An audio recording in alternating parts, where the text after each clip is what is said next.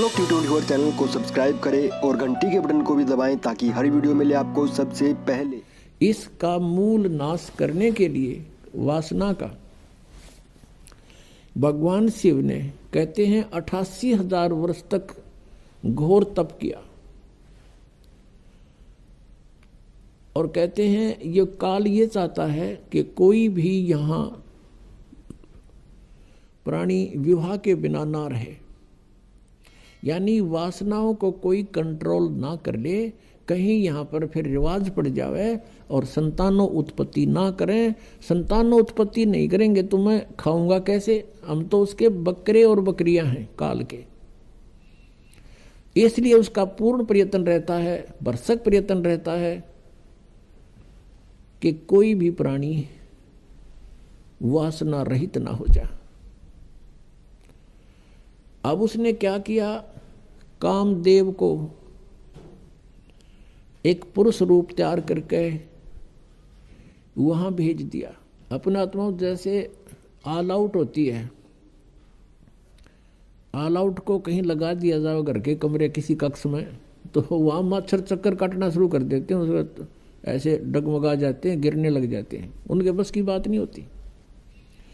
ऐसे एक देव है, उसके अंदर उसने ये गुण विशेष भर रखा काल ने, और वो जाकर के वहां बैठा दिया उसके आसपास। तो उसके कारण भी भगवान शिव जी में कोई अंतर नहीं हुआ, वो तप करता ही रहा। फिर उसने कामदेव ने अपनी पत्नी, उसका नाम रति है, उसको भेजा। वो बहुत खूबसूरत है, भगवान शिव के सामने डांस करने लगी। उसने सारा कुछ कर लिया, भगवान शिव पर कोई असर नहीं हुआ। और यहां तक कहते हैं कि भगवान शिव ने अपना तीसरा नेत्र खोल के और कामदेव को वहां नाश कर दिया, भस्म कर दिया। तो फिर ये सब काल के जाल हैं जो ब्रह्मा विष्णु महेश के भी समझ में नहीं आई थी ये बातें। भगवान शिव ने सोच लिया कि मैं अब वासना रहित हो गया, अब ना रहेगा बांस ना बजेगी बांसुरी, ऐसा काम कर दिया। वहां से चल पड़े, अपना आराम से विचरने लगे, घूमते रहते हैं, बैठते हैं, फ्री आराम से रहते हैं। अब काल ने सोचा भैया तो बात बिगड़ेगी, दूसरे और देखा ये ऐसे ही फिर बैठ जाएंगे हठ योग करने के लिए, यह तो बात बनी नहीं। कहीं औरों की भी रुचि ना हो जाए, हम भी भगवान शिव जी की तरह से वासना रहित होएं। क्योंकि सभी ऋषि महर्षि जब साधना की तरफ चलते हैं, ये पांचों विकार इनकी गुद्दी में आ बैठते हैं, पहले से अधिक प्रभावित हो जाते हैं। तो सभी ने ये चेष्टाएं की थी कि किसी ना किसी तरह पहले इन्हीं राक्षसों को नाश करें और फिर भक्ति करें। ये भी काल का जाल था, बिना ज्ञान के डले नहीं डोए। तो अब भगवान शिव जी की कथा को पूरा करते हैं, फिर ऋषियों को लेंगे। अब क्या हुआ, अब काल ने ब्रह्म ने सोचा, ये और व्यक्ति नो सोच बैठेंगे ऋषि महर्षि, भगवान शिव ने तो कर दिया काम, ये तो वासना रहित हो गया और हम पीछे रह गए, कहीं वो बीजा समाधि लावें, इस तो पहला कर दूं काम। कुछ दिन के बाद शिव जी के अंदर प्रेरणा भर दी काल ने कि सुना है हमने कि जब सागर मंथन किया था उस समय विष निकला था, उस विष को मैंने पान कर लिया था, पी लिया था, जिस कारण से मैं अचेत हो गया था। और जो बताते हैं उसमें से अमृत निकला था या शराब निकली थी, दारू मदिरा, 2 कलश निकले थे। राक्षसों ने अमृत का कलश उठा लिया था और राक्षस यदि अमृत पी जाते तो अमर हो जाते। इसलिए भगवान विष्णु ने एक मोहिनी रूप बनाकर एक स्त्री का और राक्षसों में जाके डांस किया था। कहते हैं बहुत सुंदर थी वो मोहिनी रूप में, भगवान बड़े सुंदर लग रहे थे और राक्षस मोहित हो गए थे। राक्षसों से वो अमृत का कलश सिर पे रख के डांस करती करती उनको मदहोश कर दिया था। वो कलश दूसरी तरफ पकड़ा दिया था और मदिरा का कलश सिर पे रख के वापस उनको दे दिया था। तो उसमें भगवान विष्णु कहते हैं मोहिनी रूप में बड़े खूबसूरत लग रहे थे। अब भगवान शंकर के मन में आई कि भगवान विष्णु के पास चलते हैं, क्यों ठाली हो गया था ना पार्वती साथ में, तो चलो वहां बातचीत करते हैं और उनसे वो रूप देखूंगा। अब मैं होश हवास में हूं भाई, उस रूप को पूछूंगा कैसा रूप था, एक बार बना के दिखाओ। इस उद्देश्य से भगवान शिव जी आगे विष्णु जी के लोक में और बैठ गए उनकी पौड़ी में आके, उनके गेस्ट रूम में बैठ गए। विष्णु जी पता लगा अंदर से आए, कुशल मंगल हुई। कुछ देर के बाद भगवान शिव ने अपना उद्देश्य जाहिर किया, प्रकट किया कि मैं इस उद्देश्य से आया हूं।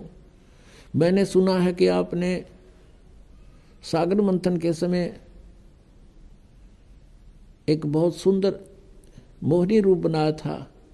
भगवान मैं देख नहीं सका था, आज कृपा मुझे वो रूप बनाकर दिखा दो। भगवान विष्णु हंसने लगे कि हे भोलेनाथ, वो तो कोई सर्कमस्टांस थे और जब वो बनाना पड़ गया, ये बताओ नहीं रूप बनाऊं, कोई बात हुई या मुझे शर्म लगेगी। अब भगवान शिव जी कहने लगे कि जब तक आप मुझे वो रूप बनाकर नहीं दिखाओगे तब तक मैं यहाँ से नहीं जाता। मैं तो ये बैठ गया और बैठ गया उनके द्वार का आगे पार्क में, बगीची में हठ योग करके। भगवान विष्णु ने सोचा कि 88,000 वर्ष तक उड़ा बैठ के आ गए, अरे भी इसने आड़े चमटा गाड़ दिया, ये उठे नहीं। इससे पीछा छुटवाने के लिए भगवान विष्णु ने कहा, वहां तो उनसे कहा कि नहीं ऐसा नहीं हुआ करता, ये मुझे शर्म आती है, मैं नहीं ऐसा कर सकता। यूं कह के अपने घर में अंदर चले गए महल में।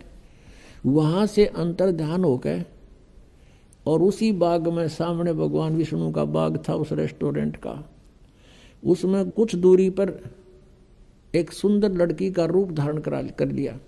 और भगवान शिव जी की दृष्टि जब पड़ी, भगवान शिव जी उठ कर चाल पड़े हैं और वो मोहिनी रूप आगे आगे चलने लगा, वो पीछे पीछे। भगवान ने भी स्पीड पकड़ दी, अच्छी दूर तेजी से चलने लगा और वो कभी वृक्षों से इधर हो जावे, कभी इधर से,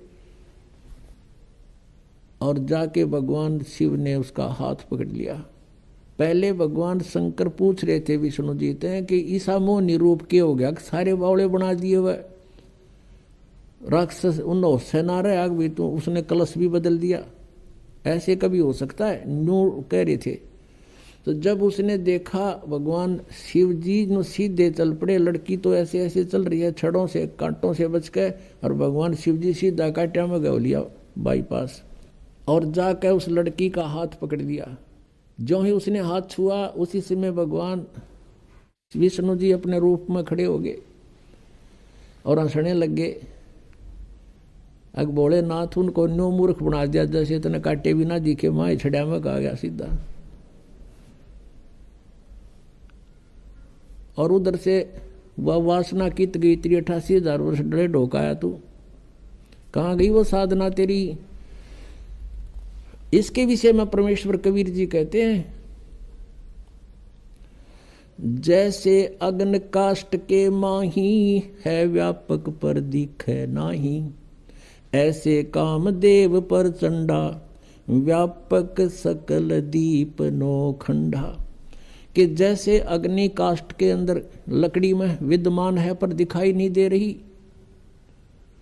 ऐसे ही ये वासना आपके प्रत्येक प्राणी के अंदर विद्यमान है, और जब ही इसको थोड़ी सी भी कहीं से आंच मिल जाएगी, आग ज्यों की त्यों है।